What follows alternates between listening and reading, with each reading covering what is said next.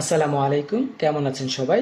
আজ আমি আপনাদেরকে বলবো ছাদ ঢালাইয়ের পূর্বে কোন কোন বিষয়ের উপর সতর্ক রাখতে হয়। ছাদ ঢালাই মানেই ভবনের একটি গুরুত্বপূর্ণ ধাপ, আর যদি এই পর্যায়ে ছোট্ট একটি ভুল হয় ভবিষ্যতে বড় বিপদের কারণ হতে পারে।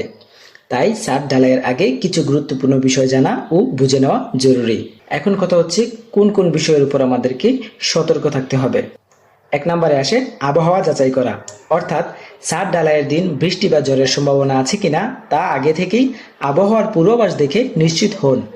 বৃষ্টির মধ্যে ঢালাই করলে কংক্রিটের গুণগত মান নষ্ট হয়ে যায়।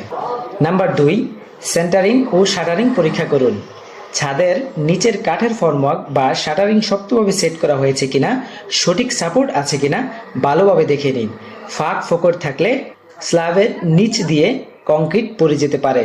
নাম্বার 3, রডের পজিশন ও কাভার ব্লক চেক করুন।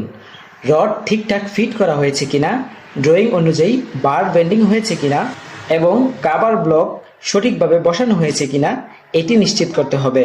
নাম্বার 4, বৈদ্যুতিক ও স্যানিটারি পাইপিং শেষ হয়েছে কিনা, অর্থাৎ আপনাকে দেখে নিতে হবে যেসব লাইন ভবিষ্যতে ছাদে যাবে, যেমন বৈদ্যুতিক কন্ডুইট বা ওয়াটার পাইপ, সেগুলো ঢালাইয়ের আগে বসানো আছে কিনা তা নিশ্চিত করতে হবে।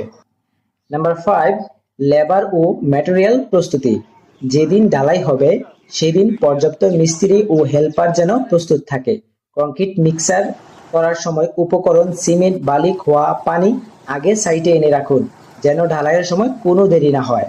শেষ কথা, সঠিক প্রস্তুতি ছাড়া ঢালাই করলে ভবিষ্যতে ফাটল, পানির লিকেজ, এমনকি বড় ধ্বংস হতে পারে। তাই সতর্ক হন, সঠিকভাবে পরিকল্পনা করুন, ভবন হোক মজবুত ও নিরাপদ। আল্লাহ হাফেজ, ভালো থাকবেন। ভিডিওটি ভালো লাগলে অবশ্যই শেয়ার করবেন। ধন্যবাদ।